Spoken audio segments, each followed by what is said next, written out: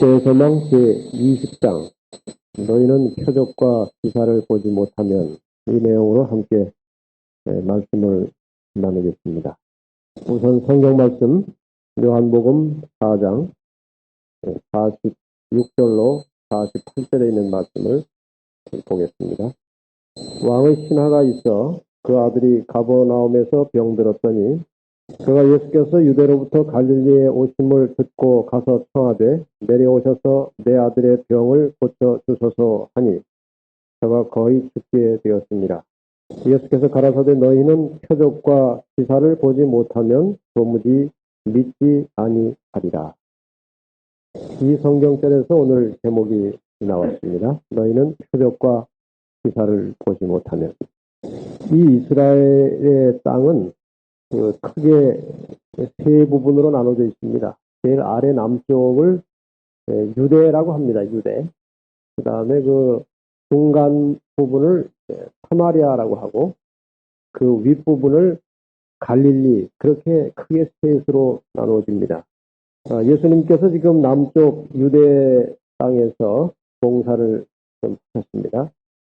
그 최근에 있었던 유대 땅에서의 하나의 큰 사건은 성전을 정결케 하신 것입니다. 예수님께서 6월달에 성전에 가셨을 때 많은 장사하는 사람들이 그 성전을 혼란스럽고 시끄럽게 만들고 또 제사장들과 그 관리들은 그 사람들과 이렇게 뒷거래를 하면서 부정 소득을 취하고 그 성전이 다 망가졌습니다. 거기에서 예수님께서 채찍을 가지시고 돈 바꾸는 사람들, 장사하는 사람들의 상을 다 엎으시고 다 내쫓으시고 성전을 정결케 하는 사건이 한바탕 일어났었습니다. 그 사건 후에 예수님께서 갈릴리로 가시는 도중에 사마리아를 들르셨는데 바로 그때 사마리아 여인과 만나서 정말 그 아름다운 대화를 나누시면서 그 여인을 깊이 감동하시고 깨우침을 주셔서 메시아를 믿게 하고 구원받게 하고 또 전도하게 만드는 그 사건이 유대에서 갈릴리로 가시던 도중에 있었던 일입니다. 지금 갈릴리에서는 어떤 소문이 퍼졌는가 하면 이스라엘 백성들이 그 유월절을 지킬 때 각처에서 다 그 남쪽에는 예루살렘으로 다 모입니다. 거기 가서 유월절을 지키고 돌아오기 때문에 이 갈릴리 사람들이 유월절에 그 예루살렘에 내려갔다가 그 성전에서 엄청난 사건을 목격했습니다. 그 초라한 별로 그렇게 알려지지 않은 한 사람이 아주 근엄한 모습으로 성전에서 힘있는 소리로 성전을 다 둘러 엎으시고 성전을 정결하게 하는데 참 이상한 일을 본 것입니다. 그 청년의 위험에 눌려가지고 제사장들, 관리들이 다 이렇게 도망을 갔어요. 그 성전을 지키는 주인들이 제사장과 그 관리들이 웬 낯선 청년이 와서 큰 소리 치니까 다 도망을 가는 모습을 갈릴리 촌 사람들이 이제 그걸 본 것입니다. 그래서 그 당시 이제 그 유월절을 지키고 돌아온 갈릴리 사람들 사이에 야, 그분이 메시아인 것 같다.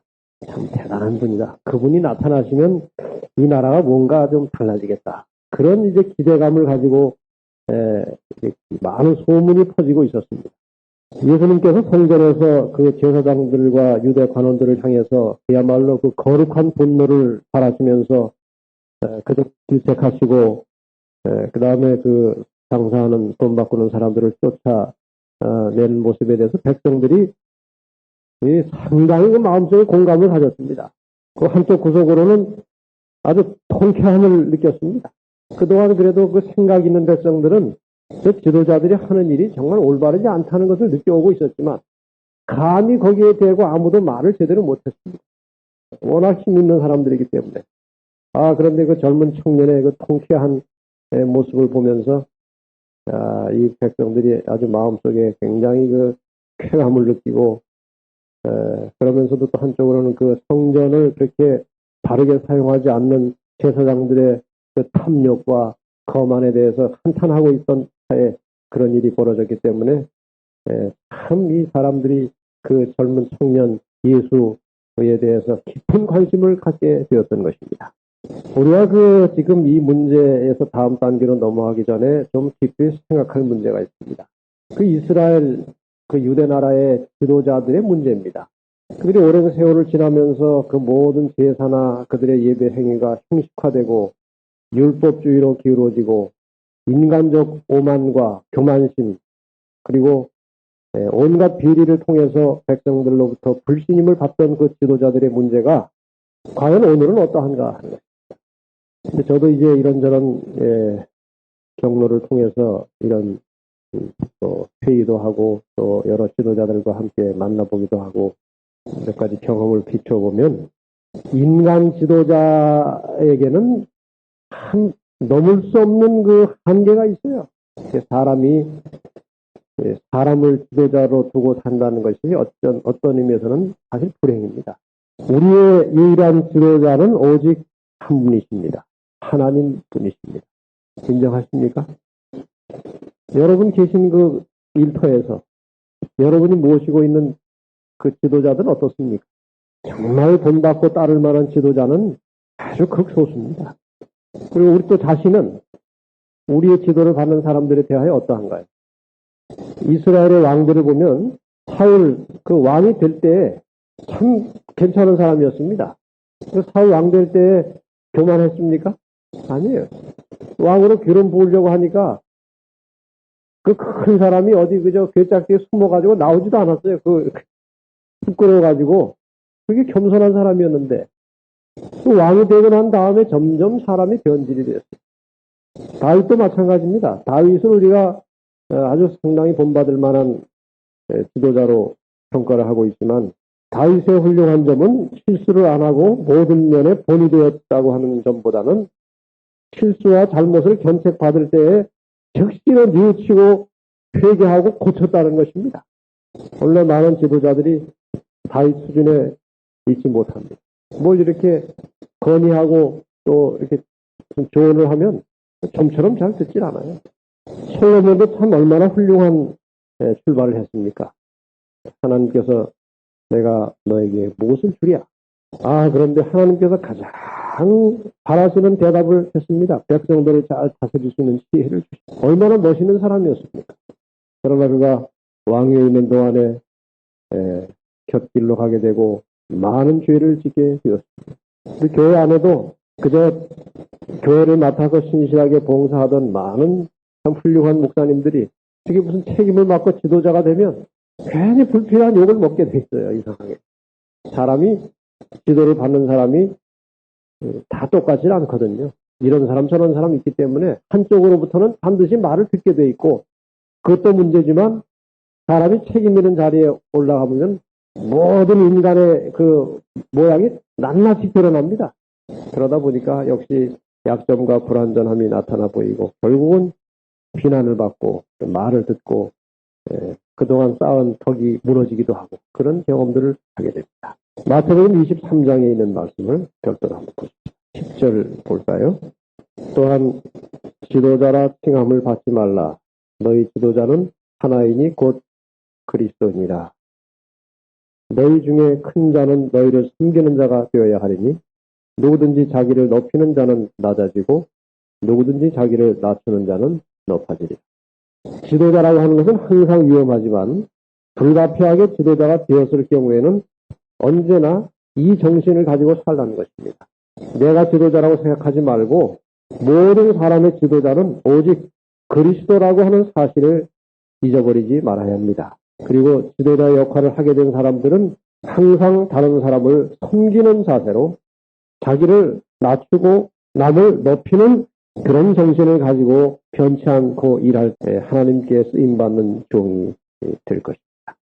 근데 사람이 참 이상해요.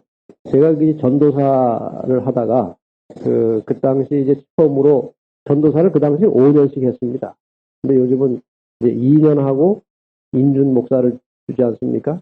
근데 그 인준 목사 2년 전도사 한 뒤에 인준 목사 주는 것이 이제 저희 때부터 시작이 됐어요. 제가 이제 2년 동안 이제 수련 전도사를 하다가 그 제도에 의해서 3년째 인준 목사가 됐어요.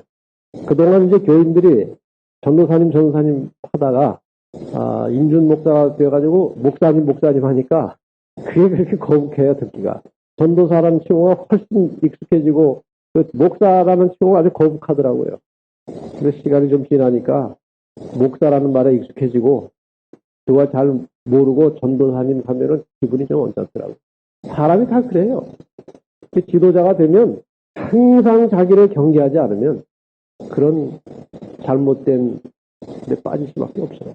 그래서 늘 우리가 나의 지도자는 오직 그리스도이심을 명심하시고 항상 겸비한 심령으로 다른 사람들을 섬기는 자세로 사시기를 바랍니다. 예수님께서 이제 갈릴리로 가시는 도중에 갈릴리의 특별히 어디를 가시는 중이었는가 하면은 가나를 가시는 도중이었습니다. 그런데 그 지도를 좀 보세요. 남쪽에서 이제 사마리아를 지나서 갈릴리로 올라가셔서 가나로 가시려면 어디를 들를 수 있는가 하면은 나사렛을 들를 수 있어요. 그렇죠? 지도에 보면 나사렛을 들러서 가나로 갈 수 있는 것입니다. 가나로 가는 길에 나사렛이 있어요. 근데 예수님께서는 나사렛을 들르지 않고 그냥 바로 있어요. 제 고향이지만 들리질 않으셨어요. 왜 그럴까요? 지금 갈릴리 지역에 여러 다른 지역의 사람들은 예수에 대한 존경심과 또 예수를 메시아로 인정하는 분위기가 상당히 이제 넓게 퍼져가고 있었는데 나사렛 사람들은 예수를 좀처럼 인정하지 않습니다. 왜 그렇습니까? 고향에서 어릴 때 자라나는 것을 다 봤어요. 근데 사실 예수님께서 어리실 때 개구장이로 막 자라셨겠습니까? 아주 정숙한 아이로 자랐겠습니까? 아주 정숙한 아이로 아주 집안일에 충실하고 모든 면에 모범이 될 만한 그런 유년 시절을 보냈습니다. 그 동네에서. 그럼에도 불구하고 나사렛 사람들은 예수님에 대한 편견을 가지고 있었습니다. 사람이 사람을 평가한다는 것이 그렇습니다. 여기 시대소망 196페이지에 보시면 사람들은 그들 자신이 스스로 평가할 수 있는 그런 것으로 사람을 평가. 편협하고 속된 마음을 가진 자들이 그리스도를 그의 미천한 가문과 초라한 의복과 내일의 노역에 의하여 판단하여 그들은 죄의 흔적이 없는 그 심령의 그러니까 예수 그리스도의 심령의 순결성을 구별할 수가 없었다. 예수님의 그 삶은 아주 반듯했습니다. 아주 모범적인 유년 시절을 보냈습니다만 뭘 가지고 평가했다고 했습니까? 가문이 미천해요. 그 다음에 가난하기 때문에 항상 옷은 초라한 옷을 입고 다녔습니다. 그리고 늘 그 아버지 그 목수 일하는 작업장에서 항상 열심히 일하고 그 얼굴에 먼지 묻고 그런 외양왕을 봤지 그 예수 그리스도의 중심에 있는 그 심령의 순결함을 식별하지 못했습니다. 그래서 예수님에 대하여 편견을 가지고 다른 지역의 많은 사람들이 예수 그리스도를 메시아로 인정하려고 했지만 나사렛 사람들은 예수를 그렇게 생각지 않았습니다. 그래서 예수님은 나사렛을 피해서 그냥 가셨고 요한복음 4장 44절에 보면은 선지자가 고향에서는 높임 받지 못한다 하는 진리를 말씀하셨어요. 이제 우리의 것을 한번 생각해 보십시다. 나사렛 사람들만의 문제인가요, 그것이? 오늘 우리의 문제이기도 합니다. 제가 군대에 있을 때 보면은, 군대에 있을 때 이런 경험을 했어요. 사람들이 그 상관에 대해서 아주 껍벅 듣는 사람이 있어요. 아주 어른이 뭐라고 하면, 공손하게 대답을 하고 그냥 철저하게 어른의 명령을 순종하고 참 상관을 모시는 태도나 정신이 대단한 사람들이 있어요. 이렇게 관찰해 보니까 그 상관에게 그냥 이렇게 잘 모시고 깍듯한 사람들은 제가 관찰한 바에 의하면 100% 부하들에게 가혹합니다. 여러분 어떠십니까? 직장에서 보면 그렇습니까? 안 그렇습니까? 그래요. 왜 그럴까요? 자기가 상관에게 그렇게 하기 때문에 자기 부하도 자기에게 그렇게 해주길 바라는데 그런 사람이 많지 않습니다. 그렇기 때문에 그렇게 하지 않는 부하들에 대해서 아주 냉정하고 가혹합니다. 이제 총회 같은 걸 하면은 선거운동을 하는 사람들이 소수가 있어요. 자기가 원하는 사람을 이렇게 시키려고 막 이렇게 일을 만드는 사람들이 어느 사회에 가나 있어요. 그런 사람. 그런데 그 선거운동을 하는 사람들을 보면은 다른 사람도 다 선거운동 하는 줄 알아요. 왜 그렇습니까? 자기가 그러니까 남도 그런 줄 아는 거예요. 그래가지고 다 의심을 해요. 우리가 다른 사람을 판단할 때 항상 자기의 습성과 자기의 판단 기준으로 합니다. 그래서 반드시 그것은 틀리게 돼 있어요. 부분적으로 맞을 수 있을지 모르지만 우리가 하는 다른 사람에 대한 판단이 100% 맞을 수가 없습니다. 여러분 주변에 그런 일이 없습니까? 내가 볼 때는 저런 인간성을 가지고 살면 주변에 친구가 있을 것 같지가 않아요. 저런 사람 곁에는. 그런데 그 사람 곁에 친구가 있습니까? 없습니까? 있어요. 사람이 다 이 자기 기준에 의해서 사람을 평가하기 때문에 항상 뭔가 판단이 틀릴 수 있다는 것입니다. 우리가 그리스도인으로서 이 땅에 사는 동안에 사람의 습성이 뭐 그렇지는 못하지만 어떻게 해서든지 다른 사람을 판단하고 헤아리는 일에 대해서 지극히 조심하고 사시기 바랍니다. 언제나 우리의 판단과 우리의 기준은 빌수가 있습니다. 사람을 가장 정확하게 올바르게 헤아리고 판단하시는 분은 하나님밖에 없습니다. 우리가 판단하고 헤아리는 일을 삼가하고 그 모든 심판과 판단에 대해서는 하나님께 맡기고 가시기를 바랍니다.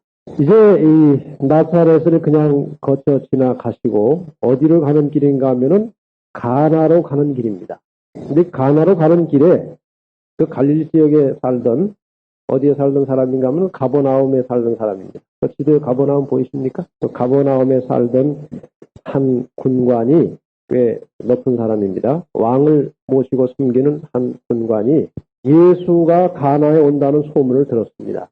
그래가지고 지금 자기의 그 다급한 문제를 그 소문에 의하니까 그 예수라고 하는 분이 병도 고치고 또 이적을 행하고 대단한 분이라고 소문이 났습니다.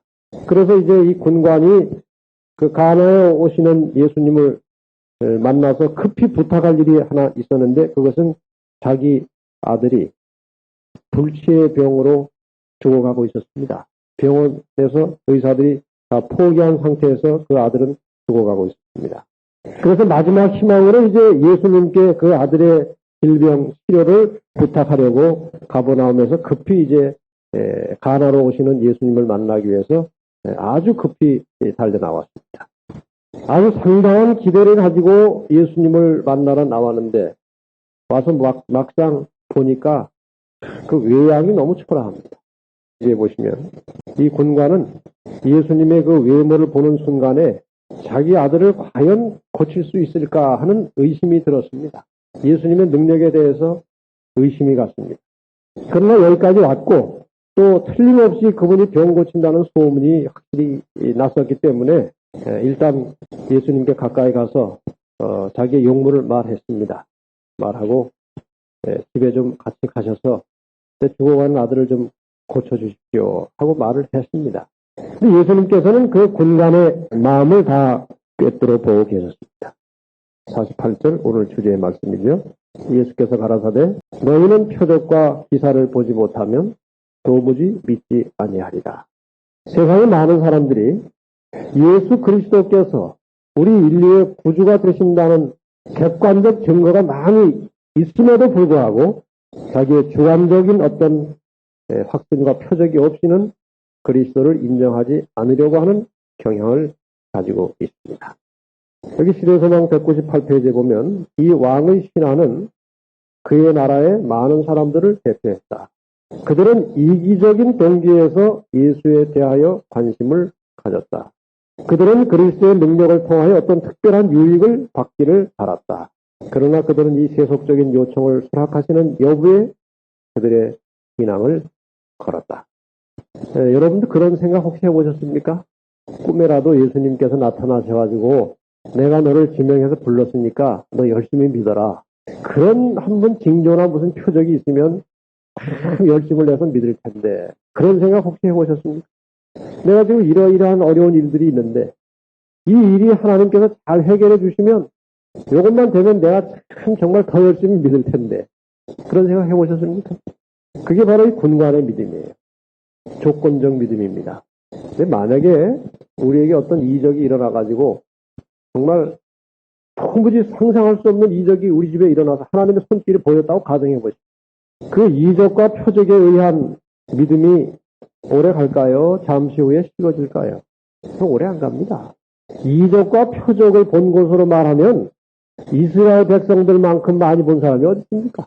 애굽에서 그 재앙이 막 10번씩 내려오는데 이스라엘 집에는 그 재앙이 다 피해가고 홍해가 갈라지고 시내산에서 하나님의 그 우레 같은 음성을 직접 듣기도 했고 매일 만나가 내리고 구름기둥이 불기둥이 그들을 인도하고 요단강이 갈라지고 그 이적 속에서 살았지만 그들의 신앙이 그 이적 때문에 더 좋아지거나 향상되지 않았습니다. 우리의 신앙은 오직 하나님의 말씀에 기초한 신앙이라야 합니다. 하나님의 말씀을 우리의 신앙의 기초로 삼으셔야 합니다. 여기 이스라엘 백성들이 어떤 상태였는가 좀 이런저런 책을 보면서 말을 좀 하나 만들어 봤습니다. 그 이스라엘의 어리석음이라고 하는 부분 보십니까? 이스라엘의 어리석음 보이죠? 말씀을 위탁받은 백성들이 말씀이 오셔서 전해주시는 말씀을 깨닫지 못하였다. 이해가 가시죠? 이스라엘 백성들은 하나님의 뜻, 하나님의 말씀을 온 세상에 증거하고 전파해야 될 사명을 위탁받은 사람들이었습니다. 그런데 그 백성들에게 말씀이 오셨습니다. 요한복음 1장 1절로 3절에 보면 태초에 말씀이 계시니라. 이 말씀이 하나님과 함께 계셨다. 이 말씀은 곧 하나님이시라. 그가 태초의 말씀으로 세상을 지으셨다. 그 말씀이 누구시라고 그랬어요? 예수 그리스도시다. 말씀을 위탁받은 백성들이 그 말씀이 친히 오셔서 직접 말씀을 전하셨지만 예수님의 말씀을 깨닫지 못했습니다. 결국 그들은 메시아를 부인하고 거부했고 끝내는 예수님을 십자가에 못 박고 말았습니다. 말씀을 올바로 깨닫지 못하는 사람들은 아무리 많은 이적과 표적을 본다 할지라도 언젠가는 그리스도를 거절하고 하나님을 등지게 될 것입니다.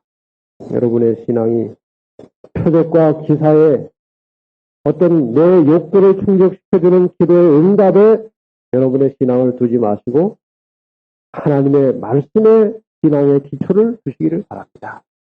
그 신앙이 든든한 신앙이고 그 신앙이 영원한 신앙입니다. 어떤 사람들은 살다가 어려움이 닥치면 그동안 가지고 있던 신앙을 그냥 포기해버리는 사람이 있어요. 좀 어렵다고 해서. 근데 어떤 사람은 이렇게 미지근하게 믿다가 어려움이 닥쳐야 정신을 차리고 하나님을 붙드는 사람도 있어요. 어떤 사람들은 진정한 신앙을 위한 신앙이 아니고 개인적 이익을 위해서 신앙을 붙들고 있는 사람들이 있어요. 다른 교회 다니는 분들, 유력한 분들에게 만나서 성경도 가르치고 이렇게 접촉을 해보면 많은 사람들이 상업적 관계로 교회하고 연결돼서 붙어 있어요.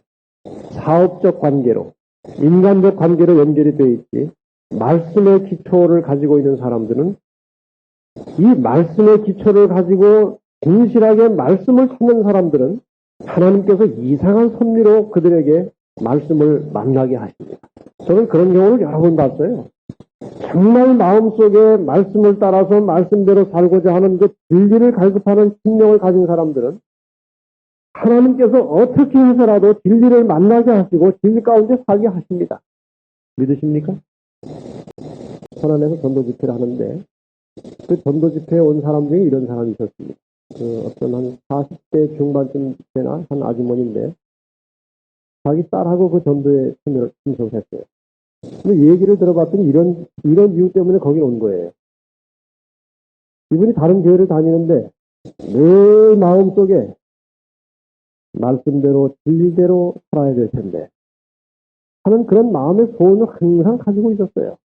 늘 그것이 소원입니다. 교회를 다니면서도 항상 말씀대로 진리대로 살아야 돼요.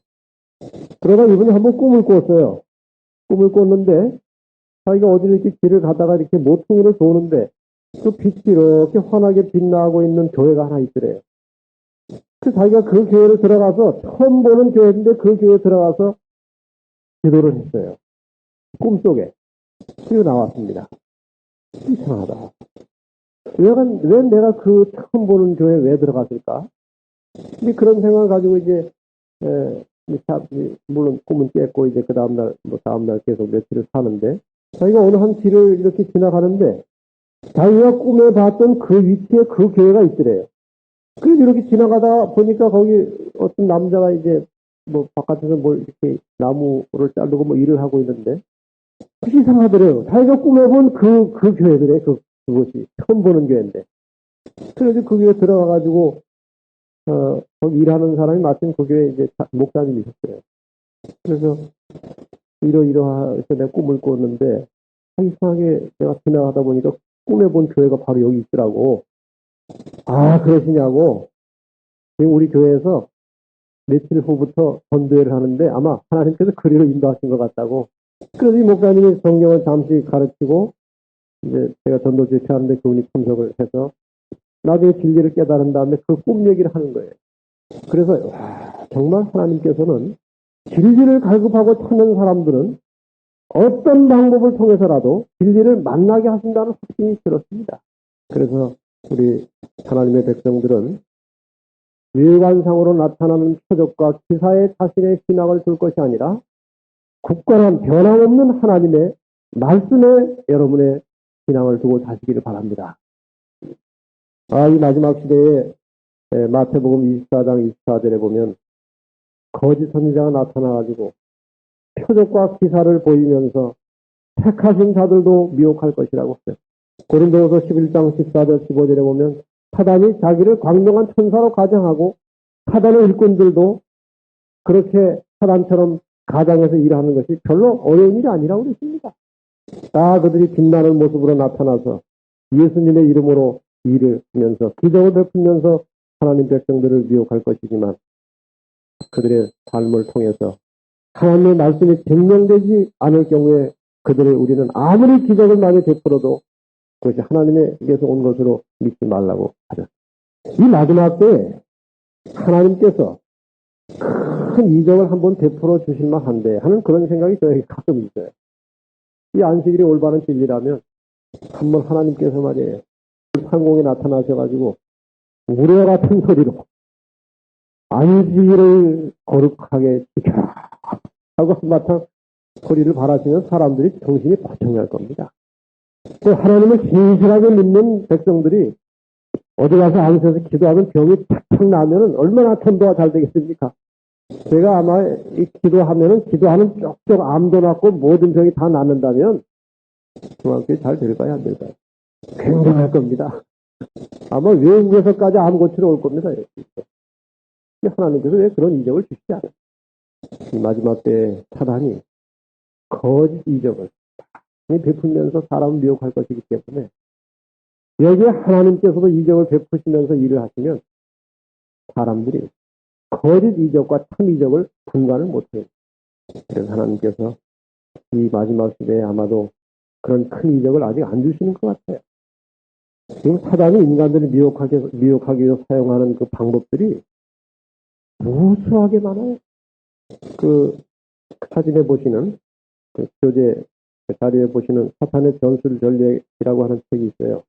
이만큼 두꺼운 책인데 여기에 보면은 사단이 그럴듯한 모습으로 인간들을 미혹해가는 여러 가지 수단 방법들이 많이 나와 있어요. 방언운동, 성령운동까지 거기 다 포함이 돼 있어요. 아주 적나라하게 그 사단의 전략을 폭내는데 마인드 컨트롤, 요가, 명상, 투시력, 점 보는 것, 막대점, 진동자점, 최면술, 변이술, 변신술, 미신, 도깨비 현상, 평화를 지나치게 내들고 나오는 것도 그 마귀가 하는 일 중에 하나라고 그랬어요. 평화운동. 여러분, 절대로 성경에 나오지 않는 방법을 따라서 신앙하지 마시기 바랍니다. 성경만이 우리를 안전하게 하늘까지 인도하는 길입니다. 여기 그 거짓과 참을 분별하는 네 가지 방법이 있죠. 그 선지자가 하는 말이 하나님 말씀에 일치해야 됩니다. 이사야 8장 20절에 보면 율법과 증거의 말씀을 젖을지니 그 하는 말이 이 말씀에 맞지 아니하면 아침 빛을 보지 못하리라. 그 말이 항상 하나님의 말씀에 일치해야 합니다. 그리고 그 말을 하는 선지자의 개인 생활이 정서적이고 경건해야 됩니다. 아무리 이적을 많이 하고 또 아무리 굉장한 설교를 해도 그 사는 사생활이 경건하지 않으면 참 선지자가 아닙니다. 마태복음 7장 15절 16절에 보면 그들의 열매로 그들을 알리라고 그랬습니다. 혹시 그가 예언을 한다면 반드시 예언은 성취가 되어야만 부분적인 성취가 아니고 그 하는 모든 말이 성취가 되어야 참 선지자입니다. 예언이 성취되어야 한다는 말은 에레미야 28장 9절에 나오고요. 요한일서 4장 12절에는 예수 그리스도의 인성을 인정하지 않으면 거짓 선지자라고 했습니다. 예수님은 하나님이시면서 사람이십니다. 사람이셨고 하나님이셨습니다. 그 예수 그리스도의 인성 부분을 인정하지 않으면 참 선지자가 아닙니다.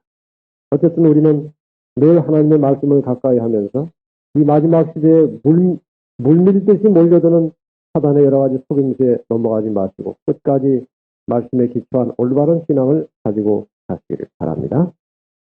이제 군관이 예수님께서 너희는 표적과 기사를 보지 못하면 도무지 믿지를 못하는구나 하는 말씀을 하는 순간에 이 군관의 심령에 큰 변화가 왔습니다.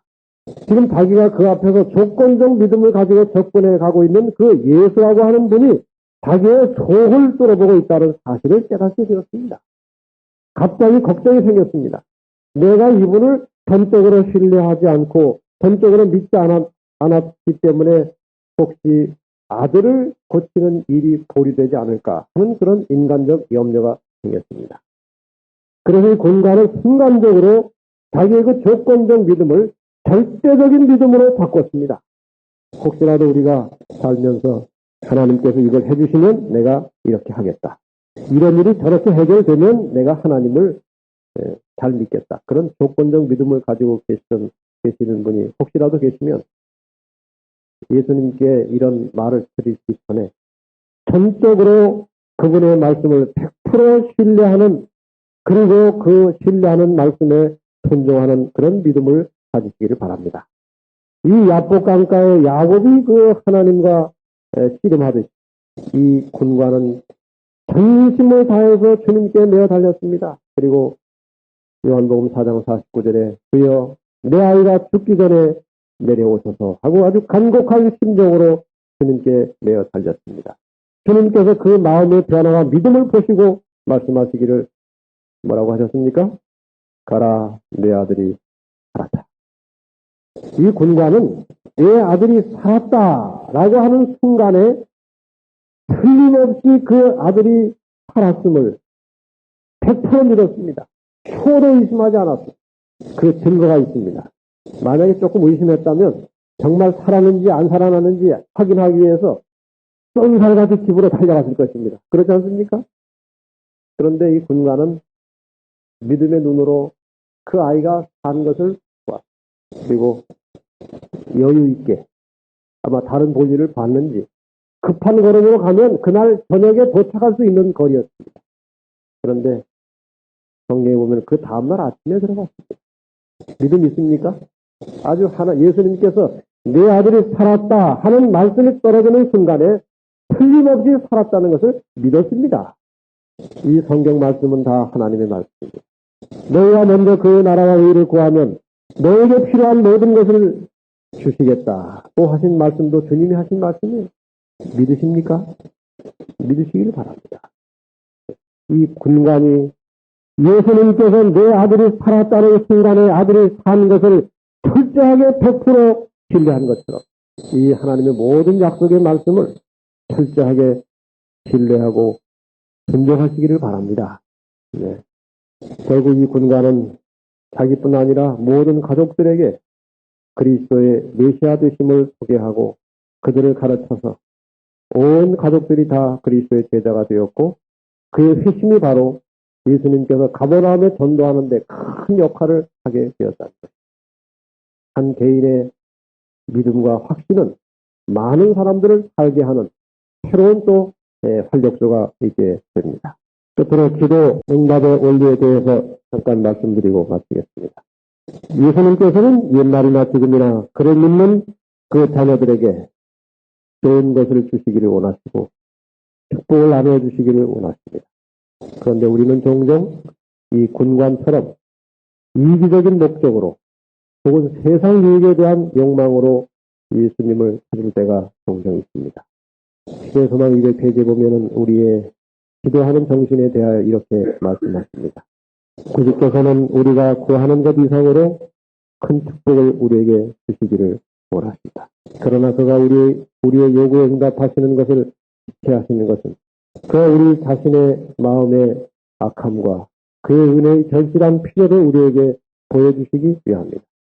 예수께서는 우리로 당신을 찾게 만드는 이기심을 우리가 버리기를 원하십니다. 이기적인 목적으로 예수님을 찾는 마음을 버리기를 원하십니다. 이 말이죠. 우리는 우리의 무력함과 간절한 필요를 고백한 후에 우리 자신을 전적으로 그의 사랑에 맡겨야 합니다. 기도하실 때에 내 기도가 하나님을 변화시킬 것이라고 생각하지 마시고 내가 드리는 기도는 나로 하여금 하나님의 축복을 받을 수 있도록 자신을 준비시키는 시간으로 생각하시기 바랍니다. 그것이 정답이에요. 우리의 기도는 우리 자신이 하나님의 복을 받도록 준비시키는 시간입니다. 우리의 간절한 기도 때문에 하나님이 바뀌는 것이 아닙니다. 늘 우리의 그런 이기적이고 인간적인 욕심을 버리고 순수한 마음으로 하나님의 약속의 말씀을 붙들고 기도할 때 하나님께서 우리의 기도를 응답해 주실 것입니다. 우리가 정말 순전하고 깨끗한 마음으로 우리의 모든 소원을 하나님께 아뢰고 정말 진심으로 주님을 사랑하는 마음으로 우리가 그분께 기도할 때 주님께서 우리의 모든 소원을 만족하게 채워주실 것입니다. 아무쪼록 우리의 모든 신앙생활 속에서 군간의 믿음, 처음에는 조건적 믿음을 가졌지만 나중에 회개하고 전폭적으로 주님을 신뢰하고 그의 말씀에 순종했던 이 군관의 믿음을 본받아서 우리의 모든 영적 삶이 하나님의 영광으로 빛나게 되시기를 간절히 바랍니다.